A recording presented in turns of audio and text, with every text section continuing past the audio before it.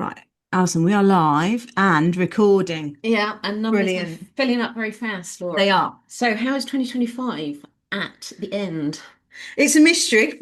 I know. You know, every year seems to rocket past. In fact, where has the last 5 years gone? Mm. Anyway, we have got a lot of people Very filling in fast. fast. Yeah. We've got a lot of people filling in, which is very good. We've got a lot of content. We've got Kirsty and Chris with us as well, so I reckon we kick We off. kick off, yes, because we know we've got a lot of new people joining us Yeah, today. So it's probably worth us introducing ourselves, and then, of course, we'll pass over to our guests as well. yeah. So welcome everybody. Yeah, so we are Alison and Laura from Kokoro.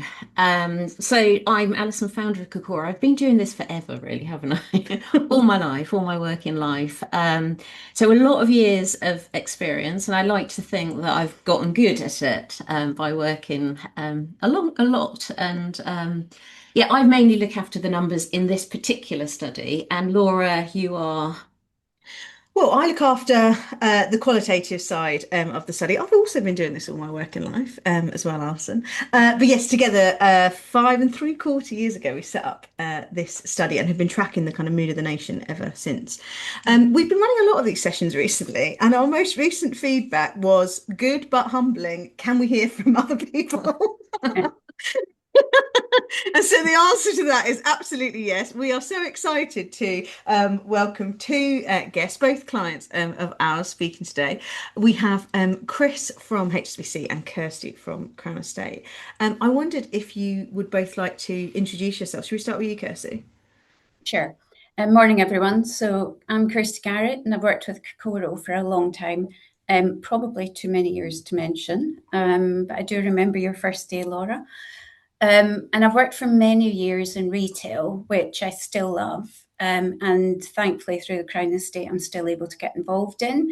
I have been working at the Crown Estate for the past 6 years, and I look after their insight and analytics. And for many people, they won't know what the Crown Estate is. So, a very quick summary: the Crown Estate is a company for the country. It's an independent company managing the land assets of the monarch for the greater good of the country.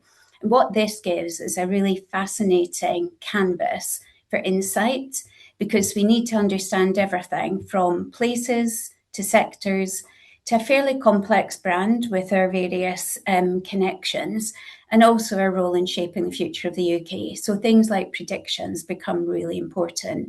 It also means our timescales vary from understanding the impact of street closure on Regent Street last weekend through to our potential positioning in 2050, and then everything in between. So always fascinated to get support and the insights from Kokoro. Brilliant. It also sounds Excellent. like you're going to be a tough judge, Yeah. Kirsty. Always. Royal judge. Chris, tell us about you. Hi everybody, yeah, I'm Chris Rainsford from HSBC UK. More recently started working with Kokoro probably in the last 12 months. Firstly with the subscription side of the team, but more recently been working with the other side on a number of bespoke projects, which has been really exciting and great to work with you all. I've been in kind of research and insight kind of all my working career, and I've been at HSBC for about the last kind of 8.5, 9 years. So in various roles, but most recently focusing on kind of proposition development research. So kind of hence working with the other side of the Kokoro team to help us ensure that we're doing the best for our customers. So yeah, thank you so much for inviting me to be part of the session. Really looking forward to it. Oh, well, we're delighted to have both of you, and we also love working with your teams as well. Chris talked about two sides of Yeah. our business, so that's an absolutely beautiful sort of tee up for this slide here. And the oldest part of our business, Laura, is the deep dive part where we took briefs from individual clients and we answered them. And then, as you say, 5.5 years ago, COVID struck, and we decided that it was time for us to do something different, to kind of keep our eye on what was generally happening in the world of the UK. Yeah, absolutely. We started a study that was kind of scanning the horizon, understanding what was just really happening for consumers, sort of tracking life, really, the ultimate kind of project in customer centricity, understanding now, but also looking to what's next. And those are the two sides, and they work sort of beautifully in cohesion. Yeah. So just a little bit more about our Hmm. study of the UK. So it is almost 6 years old. It is week 300, and we report every single week, Laura. Mm. So it's a very comprehensive study. We interview 2,000 people every week, different 2,000 people. That's my kind of quant side of it. Laura, you also consult 50 households. Yes, absolutely. There are 50 households on our study who we speak to via kind of video diaries, one-to-one interviews to understand how life is kind of shaping up. It's beautifully longitudinal. Some of those people have been with us since the very beginning. It kind of started with 25 and it's grown to 50. And yeah, it's a beautiful way to kind of see really how life is showing up for people because you really get to know them. Yeah.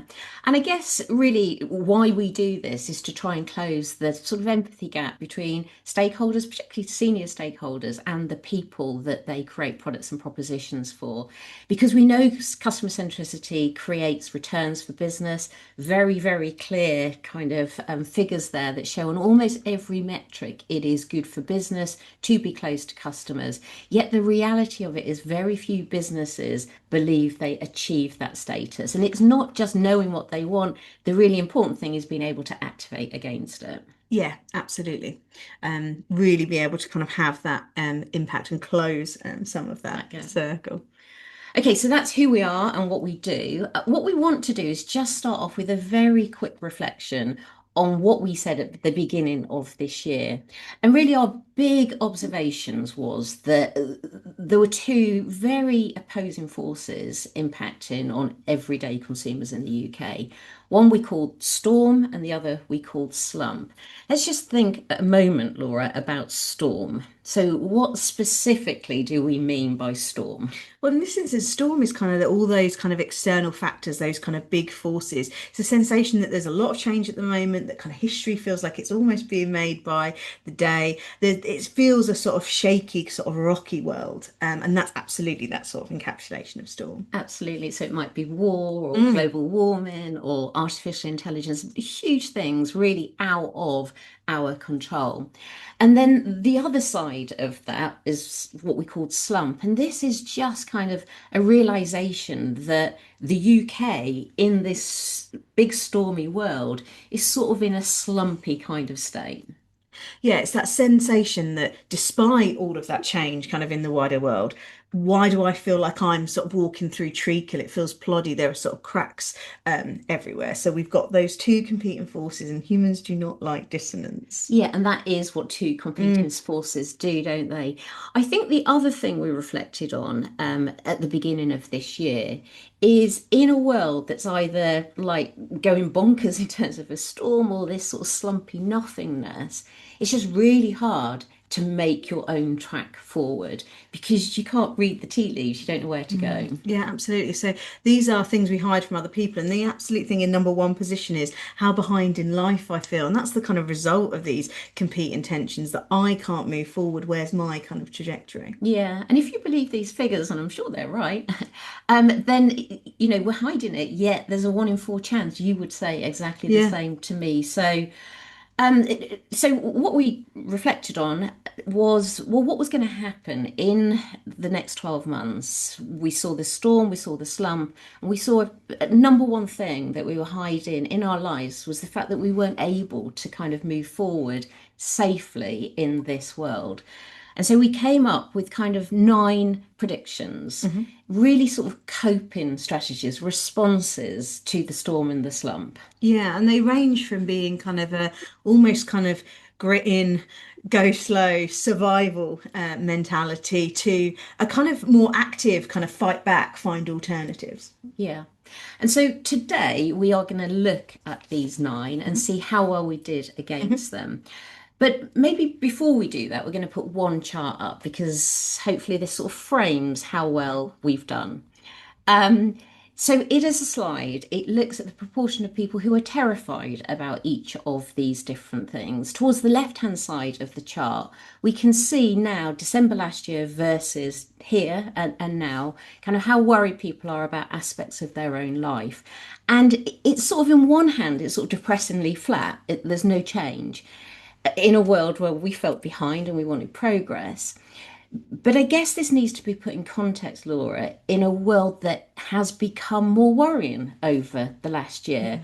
So, in a way, the storm and the slump has continued. Somehow we've managed to hold steady, personally. Yeah, absolutely. We've managed to kind of focus in on what we kind of can control, keep an element of stability there despite the storm. And there is this recognition that that storm has got more wild. Yeah, and I think on a daily basis we kind of Mm. see that play out. So that's the backdrop. That's where we were at the Hmm. beginning of the year. They were the 9 predictions that we made. So today is Judgment Day, and that's why we've got our two guests here. So we are at the round table. Yeah, we'll see if we survive. We're going to work our way through those 9 predictions. In each case, Laura, I'm going to ask you to sort of summarize what it is that the prediction was about. I'm going to give a couple of pages of evidence that sort of supports whether the prediction was right or wrong. And then we're going to get judgment from our two judges. Yeah, brilliant. Well, that sounds very good. We were going to start with a reflection from both Kirsty and Chris on how well they think we may have done. Let's start with you, Kirsty. Okay, so as I said, I've known Alison, Laura, and Kokoro for a long time, and I've applied input from the predictions in many different ways. And I think that word input is quite important because it's about interpreting it into your business. And what I think makes you very deserving of your Agency of the Year, so congratulations on that, is that you've got your finger on the pulse of sentiment and how people are thinking and behaving, which gives you that good track record in it's not just getting it right 1 year at a time, it's actually getting it right in years over time. And it's quite easy to have a handle on what's happening now, but you've got to try and stay ahead, a step ahead of your customers or your consumers or your marketplace, and then have the ability to stretch that into the future. And for companies like the Crown Estate and many other companies watching, it's not about the immediate, it is about actually how do you plan for the future. And what I would say, my overall summary is you're getting it more right than wrong. And actually, that reflects well on us as a team and is insight capability. Yeah. Well, that's Chris? good to know. Because Kirsty's a hard judge. Chris. Reflections from Yeah, you, no, Chris. I'd echo that. I think, predictions, it's always really difficult to look ahead. And, I know in our business, we get a lot of questions about, what's going to come next and how do we do that? So, yeah, it is a really difficult thing to do. And, hindsight bias is a bit of an insight enemy, isn't it? So, I think nailing them all is going to be hard. But I think Kirsty's right. And I think reflecting on the headline of Storm and Slump, yeah, I do feel that is, kind of almost bang on in terms of that headline kind of message and feeling. But yeah, I think, we're going to be unbiased, but we're going to be tough as well. So yeah, looking forward to going through them. Yeah. So right about hindsight. Yeah, it is our Yeah. number one enemy, Yeah. isn't it? If I'd been given £1 for every time at the end of a debrief, someone went, well, yeah, well, I think we knew all that. Yeah. Did not. Anyway, Laura, take us to our first prediction, which we call Bunker and Bank. What was this all about? This was all about a sense of sensing that threat, sensing the storm, and needing to shore ourselves up. We wanted something certain. We'd felt kind of over previous years that it'd been quite clear that we hadn't kind of buffered ourselves enough. We felt exposed, and we wanted to really kind of play it safe and move forward. Now, a lot of this was focused on money. I think it is a general mindset, but really thinking about our sort of financial control. We wanted to make sure that we really move forward on that. We could kind of sense that there was more of a squeeze coming, make ourselves sort of fit for that. Yeah, okay, so I'm going to present evidence of whether we got this right or not. So I think there's two sides to this. I'm firstly going to reflect on the bunker side of it, which is largely about staying at home and doing stuff. So left-hand side is enjoyed spending time at home. And actually on that metric, not much movement. And I think that sort of touches on some of the other predictions that we didn't actually just want to spend the year at home, but actually we knew we were going to spend a lot of time at home and doing stuff. And in this instance, we put up evidence around watched movies and TVs, a very, very big increase in that over the course of this year. And I think peppered through this deck you will see plenty of other evidence of doing things at home. So the sort of bunkering part of it. So the banking part of it is really then saving money as a result of doing the very sensible thing, which is living quite small at home.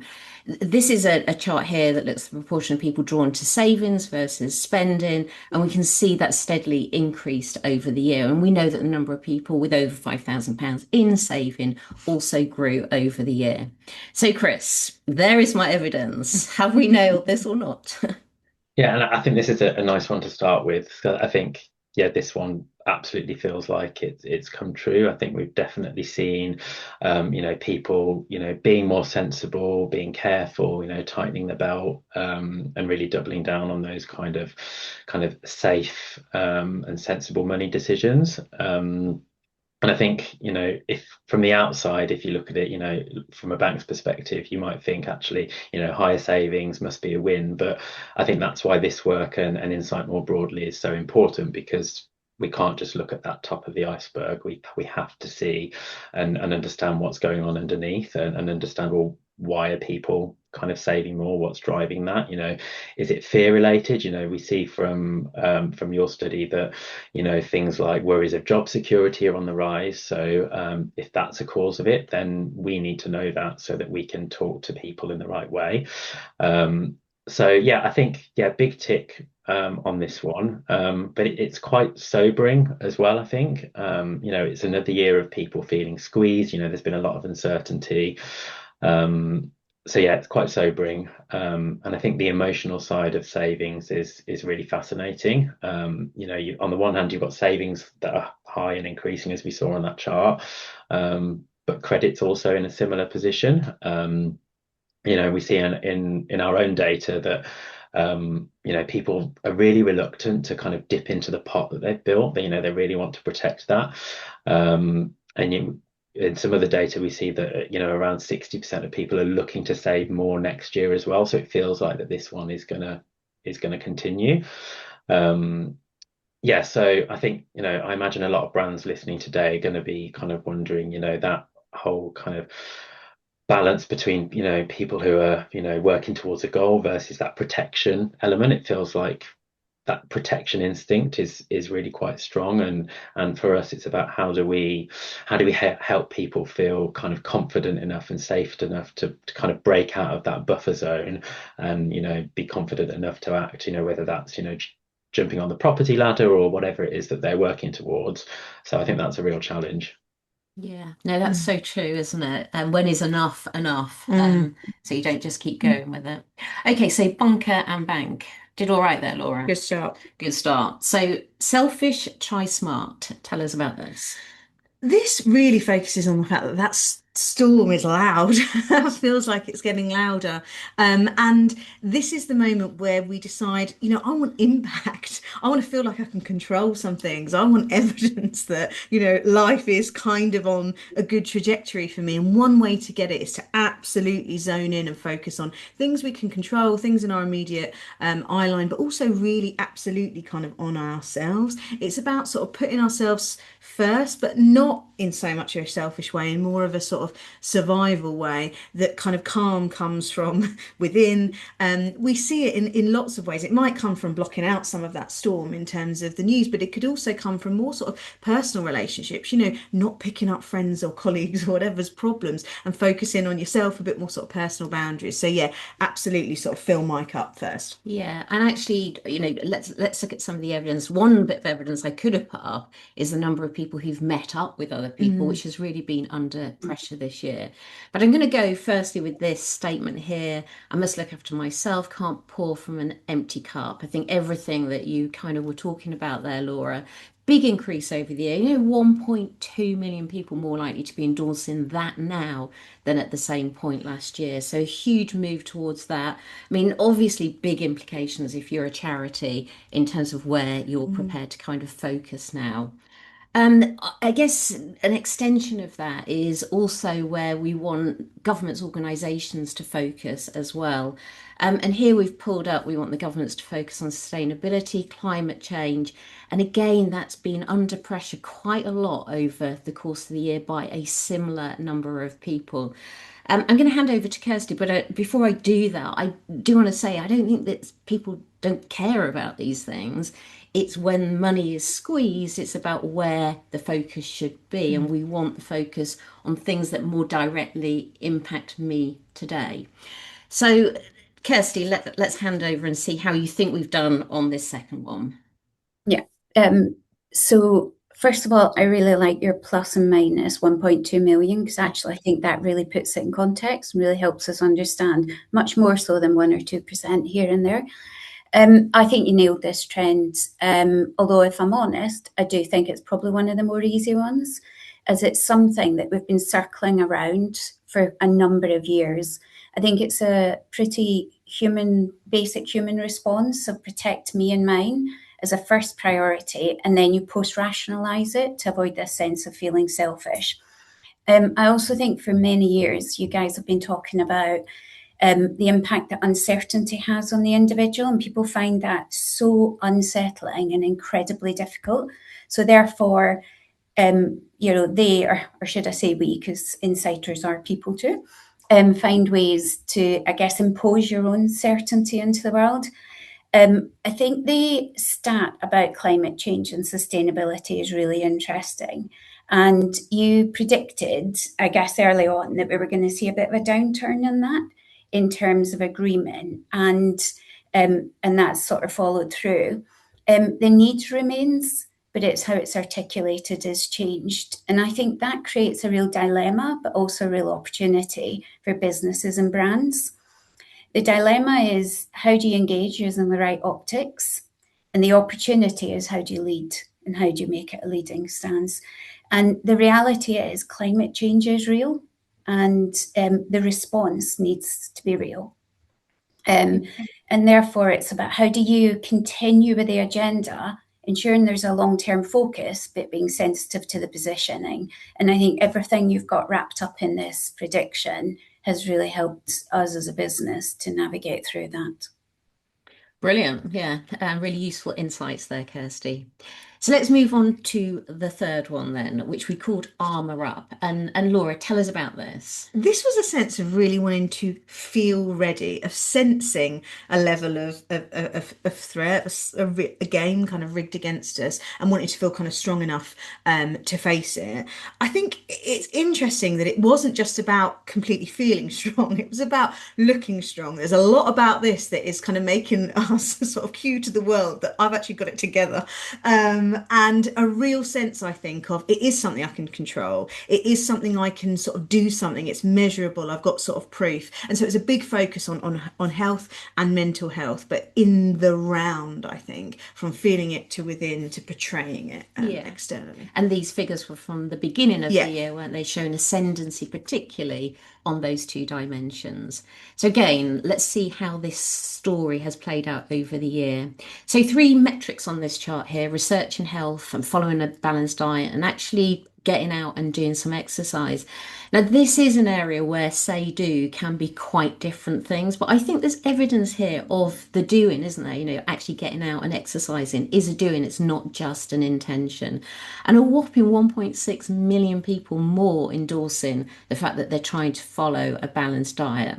I do think you put those together, and that feels like armouring up to me. And I guess the proof point is on this next chart here. We've always tracked whether you felt poorly in the last week, because of course this project started way back in the pandemic. It's been fairly flat for the last few years, but this year we've seen 1.1 million less people now endorsing the fact that they felt poorly in the last week. So I think fairly strong evidence here of armouring up. But Kirsty, what do you reckon? Nothing like leading the witness, Alison. I think this is another one in the bag for you. And I think you used the P word, but I think in part it's a backlash to how many of us lived through the pandemic when it was harder to armour up. And we appreciated how important it is to our sense of worth and value. And almost without the pandemic, I think many of us wouldn't have realised that. I also think it's a build on the health as wealth trend. And although the rationale and motivation is a bit more deep rooted, I do also think this is where you mentioned earlier the different methodology you use in this. And actually, I think it's where your multi-method approach really helps. And it's part of your secret sauce in that accuracy, but also the richness of your predictions, because it's the nuances and the twists and turns are what makes predictions land or not land. We know as part of our place curation that beauty and well-being is in demand, and actually experiences are in demand, and experiences are all about making us feel better. And the last one I just comment on is the tough love. That also chimes, because it's often directed to the self. We're often very hard on ourselves, and therefore it's about how do I take control. And I think it kind of bumps into the previous trend we talked about. The world is throwing a lot our way at the moment. There's no sign of that letting up. If anything, it could well increase. And therefore, we as people and as individuals want to be match fit and being able to thrive, not just survive. Yeah, so right. And incidentally, I think that point about the pandemic kind of showed us just how important it was to be this, yet actually our own health kind of really suffered over that period. We really predicted this would happen a bit earlier than it happened, didn't we? But I think the cost of living crisis came along, and it's actually really only in this last year where we've genuinely kind of got on top of it. So Laura, let's move on. Power crawl. I love this one because it's kind of like the tortoise wins. This was a sort of recognition that in a shaky world, it can feel like you're just kind of losing ground. And this was a desire for progress, but a desire for certain progress. And there's nothing particular about it that's sort of sexy or cool. It's really sort of slow, steady gains kind of over time, where maybe in a week or a month you really don't notice or feel kind of any different, but absolute faith that that's going to kind of add to something. This idea of kind of atomic habits, I think, recognition that progress is progress, and we just want to be moving forward. So at the start of the year, we had this absolute recognition it's going to be a rocky year, but we wanted to make sort of certain progress, and you sort of put that together and you think you've got to put your tortoise on. Yeah. You're so right about this not looking that sexy. It is, I think, the story of my life, the power crawl. I meet people and they go, "Are you still doing it? Are you still working? You still got your research agency?" Anyway, evidence here that I think the country has adopted some of this over the last year. So, I want to reflect firstly on finances. So, been doing some reassessing and prioritising. Just look at how that has moved this year. Real determination, I think, personally, to move forward, and almost the same number of people at the end of the year feeling slightly less terrified about their finances. And this is a tribute to every little thing that they've done, isn't it? All the trade down, all the secondhand, all the stretching, all the sacrificing, all the watching telly rather than going out that they have done. So I think atomic habits here playing out around money. But it isn't just on money, I think, where we've learned that this is important. And we've put up some evidence here around cooking. Now, food is a massive thing on social media, isn't it? And so we can see on the left-hand side, a significant growth there in the number of people trying to learn new cooking skills. And that's come on the back of a lot of growth on that ever since actually pandemic days. The payoff on the right hand side is this decline in the number of people who find cooking boring. And I guess if you've got new skills, you're able to do that. So we're definitely applying it, I think, to finances. But I think we're learning that slow and steady in this volatile world and slumpy world is a good thing. I think on that we are also just slightly glamorizing a little bit of this tortoise life. Yeah. That idea of cooking and enjoying it, or sort of beautiful kind of morning routines and that sort of thing. It's getting a little bit. I think so. Yeah. Yeah. No, I think it is sexy. But also, I think, like it's sort of, I don't know, you kind of look and think, oh, they've actually done quite well with Yeah. that. Maybe I should. And it has been, personified, hasn't it, in Atomic Habits. Chris, tell us about this. Yeah, I think this one really does resonate. We've seen a real rise in kind of longer term, kind of slow and steady behavior. So I think kind of the phrase you used, tortoise race, I think Laura kind of feels right. And I think it's really, really interesting because, as humans, we're naturally wired for, I guess, more instant gratification. So kind of people battling against that natural desire, I think is really interesting. But I think we are seeing people, taking that much longer view, whether that be in pensions, kind of, and retirement planning, future-proofing their homes, all of that kind of stuff. So, and as you say, it's not necessarily flashy, but I think it is happening, and more people are kind of choosing investments, based on their risk appetite to, for longer term wealth building. We're seeing that, topping up workplace pensions, that kind of thing, or overpaying their mortgage, things like that. And I think that behavior, that's, it's not people thinking about, the weeks ahead. They are really thinking about the years ahead, and being quite kind of deep and disciplined with it. And just as a personal example, so my husband, his main goal is to be mortgage free. Like, he's really hell bent on it. So using apps like Sprive to make actually really quite small but regular overpayments, and you can kind of see that chipping away over time. So it's definitely a slow burn, but kind of seeing that kind of steady progress, kind of is really clear. So yeah, I think it's this one feels like quite a quiet behavior, but really, really impactful. There's still a way to go, I think, things like pension education and things like that. So not saying that it's completely solved, but there's, definitely a kind of quiet, slow, kind of steady win kind of mentality. Yeah, brilliant. And of course, I do think tech has helped us, hasn't it, with the whole streak thing. It's sort of really reinforcing this behaviour. Yeah, sort of an instant gratification on a longer term goal. Yeah. Okay, Laura, so still doing all right. Yeah. Maybe this is the one we're going to fail at. So blink to fix. It's almost the opposite, really, of what we've Yeah. the complex of humans. Yeah, this is an opposing force to the power core. They've both kind of got their moments, I think. This is the moment where, do you know what, actually, life has felt reasonably difficult for quite a long time. We've seen kind of optimism under pressure. We've seen exhaustion kind of fairly high. There are moments where actually I don't have the energy to wait. I can't be investing in this for sort of 6 months, years and years and years.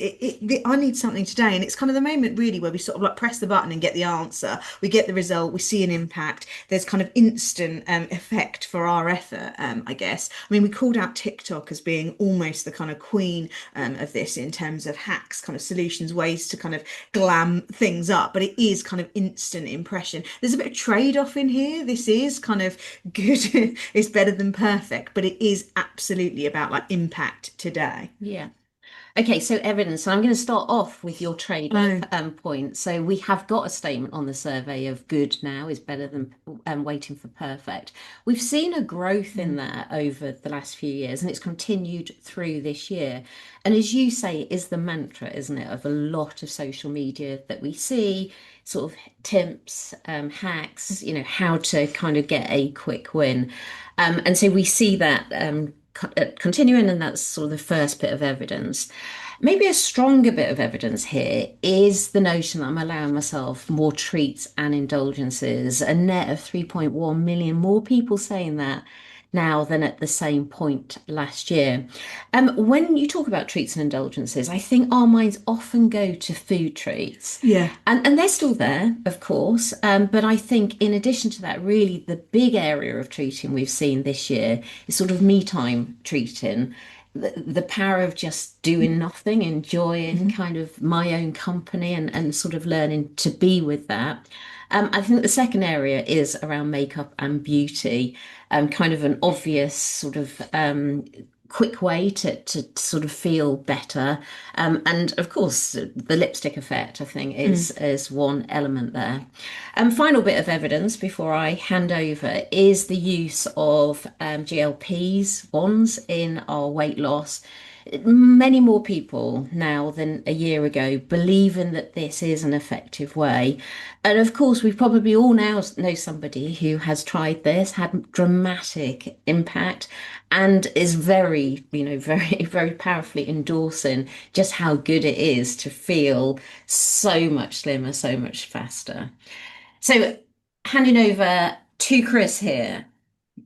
Yeah, I think this is another really interesting one, particularly kind of off the back of the previous one as well. And I think you're right. I think when you first kind of look at this one, you instantly think of, the impulse treats, quick wins in fitness, that kind of thing. But I think actually it really does show up in lots of other ways as well, in banking, but also for organizations like the Crown Estate.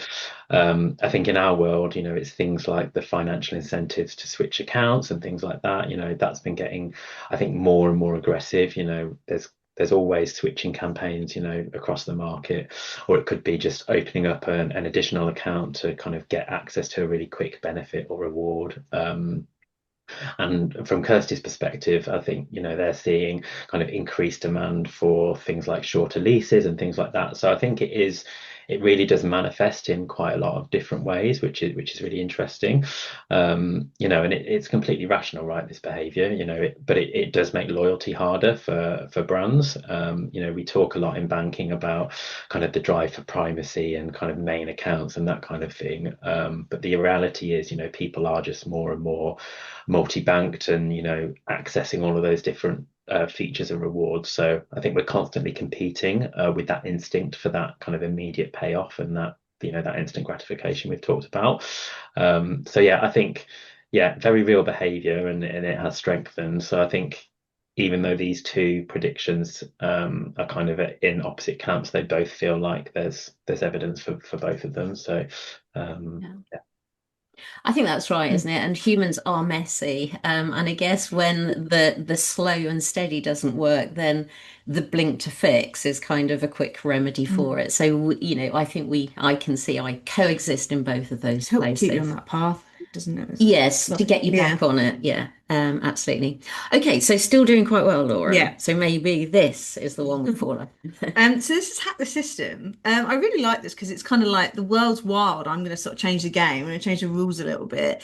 It's almost kind of like a sort of think like a billionaire, think different, do something different. There's secrets, there's hacks, and you need to learn them and you need to kind of expose them. It was all about sort of seeing new ways, seeing sort of possibilities, maybe zig when people zag or whatever the phrase is, but kind of like hustle a bit. And we're kind of seeing that at the time in things like listening to podcasts, like getting kind of real world advice from absolute experts, downloading kind of 30 years of experience over the course of kind of an hour, using Gen AI, tuning into kind of business articles, all of those sorts of things to try and kind of hack the secrets. Yeah, and I think importantly, this isn't the quick win of the other one, is it? Which is Oh about getting us no. back on the path. This is about getting on this whole different path. Yes, this could be long term. It's about sort of changing the game. Yeah.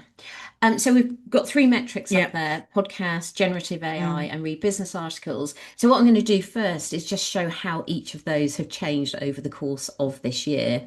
So all of them have seen very, very significant growth, particularly the use of generative AI. Almost 5 million people more now than at the beginning of this year engaging with that.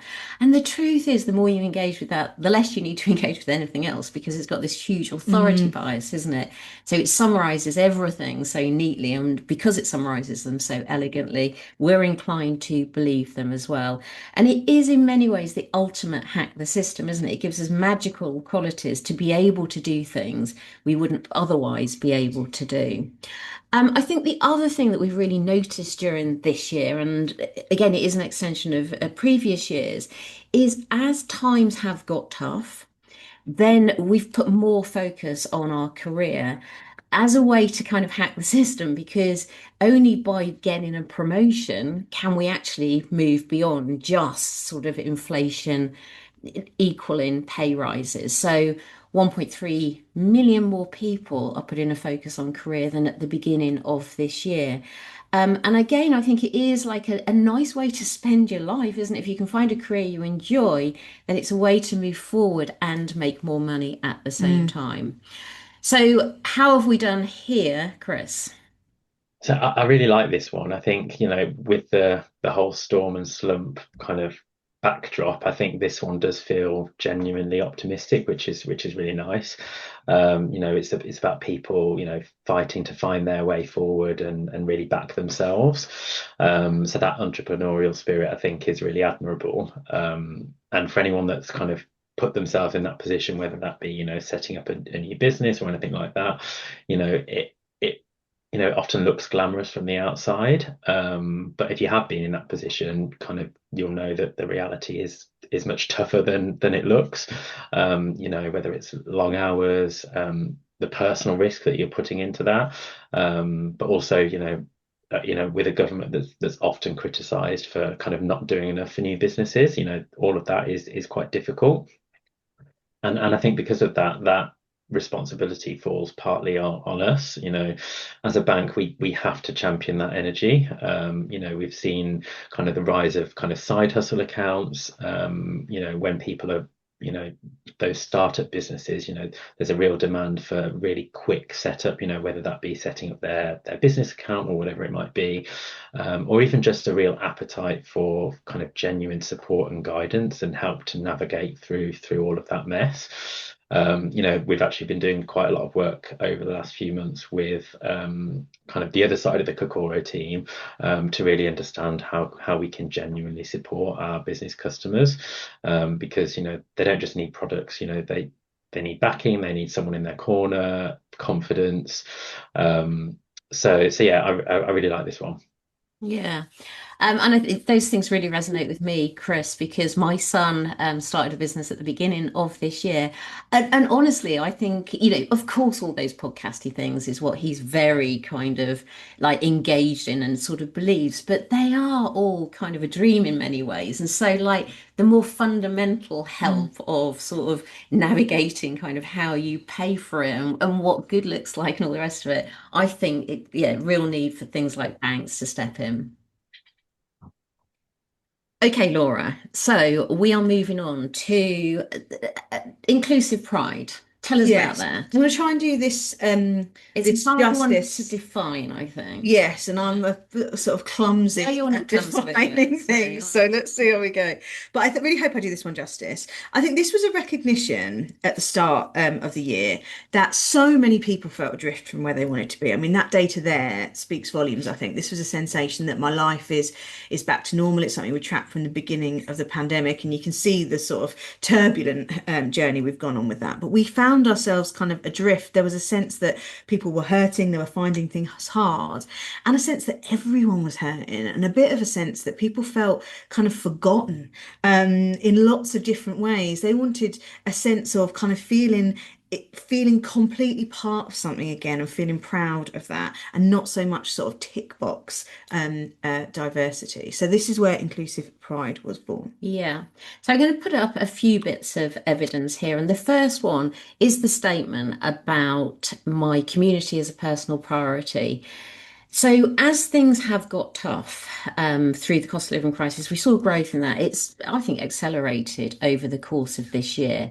Now, one way to read this would be, oh, we're all mad for charity in our local community and we're all out sort of doing community goodwill. I think it is less about that because we can't see any growth really in giving to charity. In fact, it's probably kind of gone the opposite direction. I think what people are responding to here is they want regrowth in the things that are in their line of sight. And largely, if it's in our line of sight, it is people pretty like us. So I feel very much kind of included within that. So that is one element of this. The second element, which looks more uncomfortable, and this I think is where you don't want to be clumsy and talking about this, is on something like controlling immigration. So we want protection for our own community. But I thought more broadly, there is this growth and sentiment of we want protection for the UK and its borders.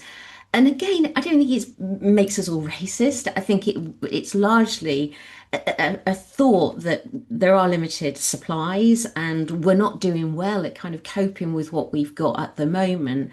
And therefore, we need to be really careful about adding to the complexity of what we've got. So, inclusive pride, evidence there of community, but also this notion of immigration. Before I hand over, I think, to Kirsty, I just want to pull out these two growing sentiments as well that I feel proud. I want to feel prouder about being British. And then I want others to feel proud about being British. And I think it is interesting, isn't it, that when we feel we're losing something as humans, we feel more attached to it. That is a bias. And we feel it here in terms of the sense of Britain as being proud of what we've got. And I think it's interesting that the figures for I want others to be proud is even higher than ourselves. And I think that comes, if we think about criticism, it's okay for us to criticize ourselves or our children or our loved ones, but somebody else does it and you feel like, tiger mum, that's not okay. And I think that's where we're at in terms of the UK as well. So hopefully we've done that justice. It felt a delicate prediction. I feel like this is quite strong evidence of it. But what do you think, Kirsty? So I do think it's a delicate one, and I also think it's quite tricky to navigate. And I think the key is how you interpret it. So overall, I do agree with the trend and the prediction. But I think the source could start from what could be positioned as not the most positive place, but actually it can lend itself to a real sense of celebration. We've mentioned a few times, but the world's in flux. There's continuous twists and turns, and therefore everyday life can feel a little bit broken and a little bit worse than before. How in the Crown Estate we've seen this trend come to life is that the sense of community in a place is really strong, and that's critical to its heartbeat. At the core of this is society making an investment in our future, whatever our means, and we all have multiple groups of our. So, and it also articulates itself in terms of protecting heritage, culture, and nature, all of which, thankfully, are our strategic pillars in the Crown Estate. But you still have to navigate it. And I think what you've helped us to do with this is, I guess, some of the guiding principles.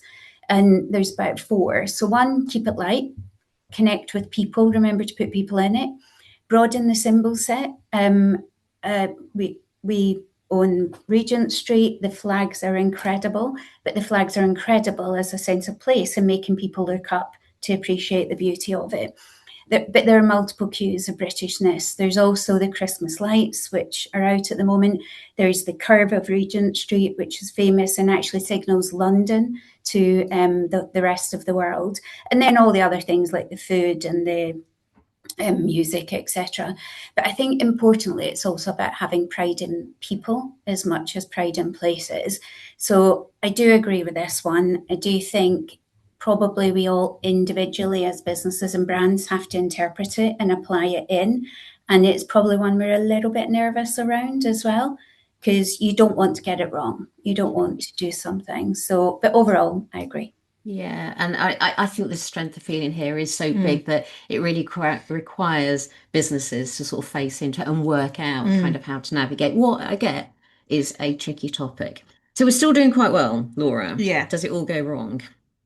This was my favourite prediction of last year. So I just like the sentiment. I like the kind of the feel of it. So this was Reclaim Real. It was recognition that actually so many people have that kind of rose-tinted view that better times were in the past.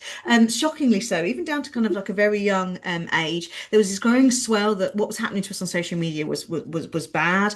We wanted more kind of real life. We wanted more memories. We wanted this kind of sense of living well, of having kind of collected some good moments. We were drawn to kind of low tech. We wanted to spend more on getting out. I learnt that term collective effervescence and used it in every sentence for about a month. That kind of buzz you get from being in real places doing real things. So yes, Reclaim Real was all about getting out there and doing kind of low tech, great stuff with real people. Yeah, and these early signs were positive at the beginning of next year. So let's look how it played out. So, specifically their holidays, abroad, day trips, events. So let's look how that has mapped out over the year. And it doesn't look good. Not excellent. So the number of people being on holiday, weekend away, down quite significantly. Day trips, even live events, struggling really year on year. And the truth is that all of these are really expensive things to do. And so bunker and bank has really meant that we have not done these things. So rather than go to a live event, we've watched telly or play on a video game and not been able to do these things. Maybe if we look at slightly less expensive things and see if it's played out there. And I think if we move down a price point, we can see a little bit of evidence of us being right here. Cinema trips just up a little bit against that backdrop backdrop of watching a lot of TV and movies at home, been out for a walk up. And I think the most, I guess, thing I want to hang on the most to is we've really enjoyed it Mm. when we have got out. So I do think, there's some right in here. There's Hopefully. appetite. There's appetite, maybe not completely played out. My last observation on it is around video games. So, of course, this is in some ways, the opposite of real. Huge growth. The Bunker and Bank, I think, has seen to impart to that growth over the year. But when we look at what people are associating with gaming, then we are seeing a switch there. It's less about it's just the cheap thing to do. And there's a shift towards actually it is a place where I can go and do things with my friends, albeit in a digital world. So we said that physical was going to come back. It looks under pressure. I think there's evidence we've enjoyed the bits that we've had of it. And there's also evidence that digital players are kind of trying to move more physical in their digital presence. So, Chris, I can see we're not going to get full marks here, but how do we do? Yeah, no, I think it is a difficult one. I think if you're marking it based on desire, then I think yes, you probably hit it. I think if we're marking it based on kind of how people have behaved and kind of executed on that desire, maybe not. So I think yeah, you're right. People do want that time out, the day trips, the experiences. I think I was reading your latest Mood of the Nation and kind of looking ahead to Christmas, and people are spending on the season, to get that kind of experience, but not necessarily kind of on the gift side of things. So I think there is that desire and people protecting things like Christmas and those moments that bring people together. But I guess it comes down to money, doesn't it?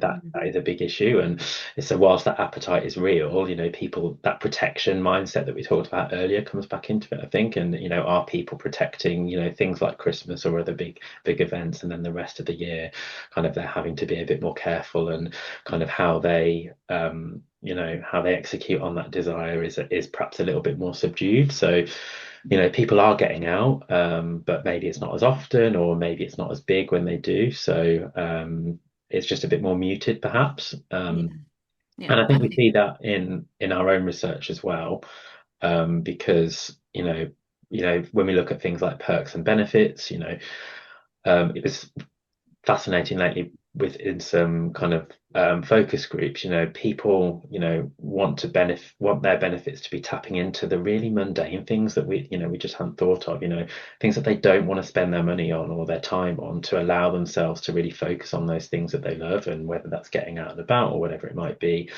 And I think the other point you made around gaming and digital, I think that's another really important side to this, because it is almost like acting like an opposing force to this one. And with things, as these worlds emerging, physical and digital, with social media, kind of gaming, esports, all of that kind of stuff. But even kind of traditional kind of TV, the traitors is massive, and seems to be only getting bigger. So I think, yeah, the whole digital world is is a bit of a force that is perhaps working against your original prediction.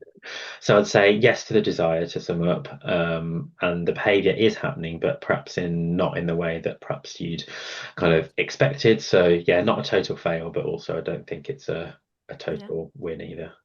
brilliant. Okay, so moving on to our last one, Laura. So this was One Life, My Rules. Yeah, this was a sense that actually the game's changed. So could I totally change my kind of role within it? I think really high kind of reassessing. And this was almost about like a total alternative path. This is, I'm going to move far away and work from home. I'm going to retire early. This is kind of like playing a wild card, I think. It is. And I think the important thing is freedom starts Yeah. here, isn't it? It is a completely new course with my rules. So some evidence for this here is I've done some reassessing. On the right hand side, also in terms of the nature of sort of reassessing, kind of are we looking forward or are we looking back? then increasingly, when we ask people are they drawn to kind of their old life versus kind of a new life, we're seeing a drift towards, no, I kind of need to move to a different place. The old life doesn't work at the moment. So on one level, that sounds like freedom. It sounds hopeful for our kind of prediction. However, when we look at this chart here, and again, this is implicit testing of what feels right, over the course of this year, we've actually seen a drift towards control things like knowing enough, facts, using a ruler over kind of scribbling or endless curiosity or kind of stories, dreams. So, in a way, I think people are wanting a new life, but I think today just feels so dangerous, so unpredictable that we're not kind of really in the freedom space, we're more in a control space. And the final bit of evidence I'm going to put forward here is the desire to work from home, the want to work from home, the red line versus the white line of I'm actually kind of working from home at the moment. We've seen a divergence of that grow over the course of this year. It's now at a 5.5 million person gap between the two. So this kind of isn't my rules, is it? It's like the business says I'm coming back. So it's almost the opposite of what life, my rules. Kirsty. So no, I don't think you No. landed this one. And Laura, you said, can I change the role I play? Reality is no, most people can't. And I think it's, whilst I love the optimism, I think it's a little bit too optimistic, given the context and the external. A really simple demonstration of this is we're seeing more and more organisations mandating the number of days in the office. Now, that's not because everybody wants people back in the office for no reason. It's actually because it's better for culture, it's better for the growth of a business, it's better for the development of individuals, it's better for teams. And all of that means it's better for employees, but it is imposed on you. And what I would say is that being the rule breaker at the moment is too risky. So would I like it for it to have been more right than wrong? Yes, but I don't think the conditions allow for it. Yeah, I think fair enough. We'll take that on the chin.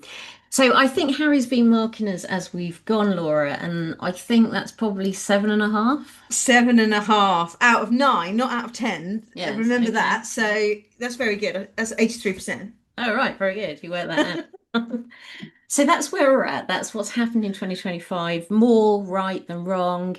And it's really easy to look back and think, oh, this was easy, but it's less easy to kind of predict at the time. So, Laura, we just want to finish off with some reflections of 2026. We have got 4 minutes to do that.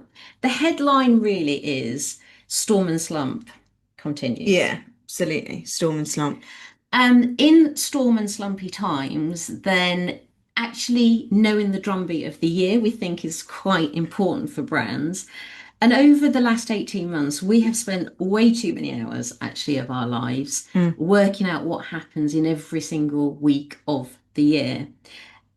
Yeah, and we've given it a real glow up this year. So we've taken each of the weeks they've built into seasons, and at that season level, added a lot of activation. So brands can really see the roles they can play, the behavioural economic levers to pull, the messaging hooks, all of those sorts of things. I think at a time where we focus more in on ourselves, this is more important than ever. I think Chris was going to have a quick reflection on Playbook.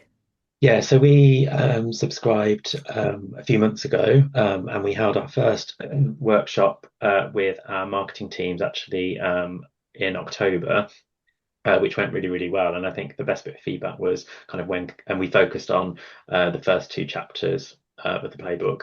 And the best bit of feedback, I think, is we were asked, when can we do the next one?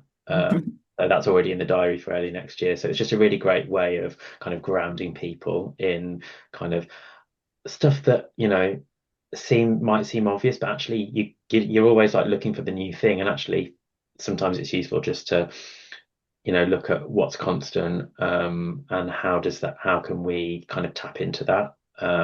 So yeah, I think it's been really powerful, and yeah, we're looking forward to using more of it in 2026. Perfect. Yeah, hey, great. Because I think people need some optimism in 2026. They need a sense of brands really speaking to them. This is sobering data when you pulled this out. It is. So this is sort of where we're tracking now in terms of thoughts for next year. totally up for it or dreading another year of it. And we've got almost 3 million people actually less up for it than at the same time last year. And I think this speaks to the fact that more people are aware of the storm and the slump, and they're more aware that it's only by their self-efforts that they are going to be able to move forward and not feel like they have to hide the lack of progress to other people. So, Laura, we measure here on this chart the average number of things people are fearful about versus the average number of personal priorities. And we showed the figures, didn't we, of health versus wealth in like 1 and 2 place, but we've got a lot of other priorities alongside that. And the headline is we want to double down on our own priorities and worry less about the world. Yeah, absolutely. Focusing on ourselves. That's where we see impact. It's where we feel a sensation of progress and where we really feel like we can win. Yeah. And I think one reason why we feel somewhat exhausted is we don't want to just drift along. We want to take action to mitigate this world around us. And we can see that on this chart here. Far fewer people as time goes on saying they ignore their problems. More people want to take action. The big watch out for brands and for Rachel Reeves, incidentally, is one of the actions they want to take is to cut back and to find a way to continue to build these buffers and feel more in control in what feels like a very volatile world. This was the wrestling priorities that you Yeah. were talking about. I think this is really stark. These are our top 2 priorities. There's a whole nother list of priorities, but we've got kind of health, early pandemic times, then we switch really quickly into that cost of living, and wealth is at the top. And now we're in this kind of finely balanced kind of juggle zone. And I think don't underestimate how hard that is. It means you're constantly negotiating. It's not always a yes, it is not always a no. It is always a kind of decision moment, a kind of back to the drawing board. Yeah, and then my final reflection on this year is it's a complicated time. So we said storm and slump, dissonance. But I think this plays out individually. You said in terms of juggle. This chart, I think, really kind of elevates that or kind of adds weight to that. We've got 2 hopes here. I've seen the benefits of a simple life, I want to continue, or I'm ready to take on new things. And both of them are in the ascendancy. So the same human can want to be slow and stop and safe, and yet want to go and make progress and see a better them and a better future.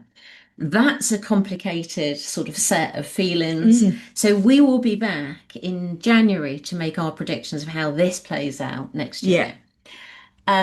So Kirsty, we were going to ask you just to give final reflections on what we've just been saying. Yeah, no, I think that people are sick of feeling sick again. There is a negative or changing context outside, and I think helping us to navigate that, and by us I mean us as people, is really important. I think the predictions, this is where the nuances is what will make the difference, and the nuances of how you have how you bring optimism into people's lives. So I'm really looking forward to seeing the predictions from you. Brilliant. Brilliant. So we were going to leave our guests really to make the final words of today. I mean, we would like to say thank you very, very much, because when we press the stop button, I think we lose everybody in an instant. So before we do that, I would like to say just thank you so much to Kirsty and to Chris. It is so nice to hear different voices on these things and to bring your own perspective to it. So really do appreciate that, and for being brilliant clients as well.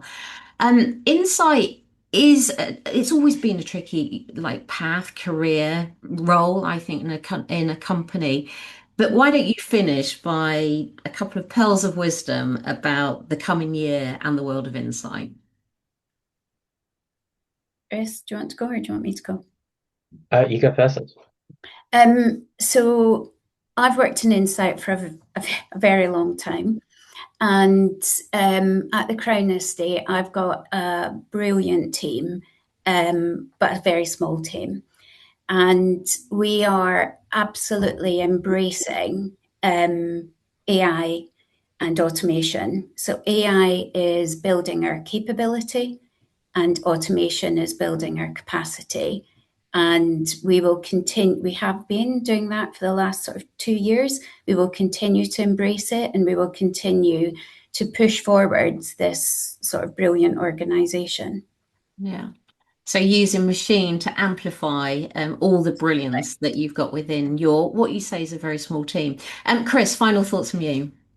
Yeah, no, I agree with what Kirsty said. I think the balance of that is the human element, and I think particularly since COVID, we've seen people want research and insight quicker, cheaper, and actually as insight professionals, it's us to kind of influence and when to use those quicker methods versus actually if we just get stakeholders in a room with consumers, that can be really powerful. So as insight professionals, how do we champion both of those dynamics and using them in the right way and getting that balance of the two? Yeah, so it's always an interesting debate when there's competing priorities and budgets and things like that. Yeah, but that is the sort of make it real thing, isn't it? And just as you were saying, I was sort of reflecting back on sort of focus groups that I've run over the years and just how vivid some of those are still in my mind today versus some of the more digital interactions I had over the last few years. So make it real, make it, create lasting impressions. So thank you very, very much. You've got one final slide. Yeah, hey, thanks for everyone for listening today. We are going to be back on the 21st of January with our Hello 2026 predictions. Most of you listening are probably already signed up. If you aren't, you can scan that QR code and get signed up. I'll also put it in the emails and you can send to others, invite people, more the merrier, all that sort of thing. Very good. All right, we'll have an amazing Christmas. Yep. And we'll see everyone in the new year. Yeah, see you all soon. Thank you. Thank you. Kirsty and Chris. Thanks. Bye. Such a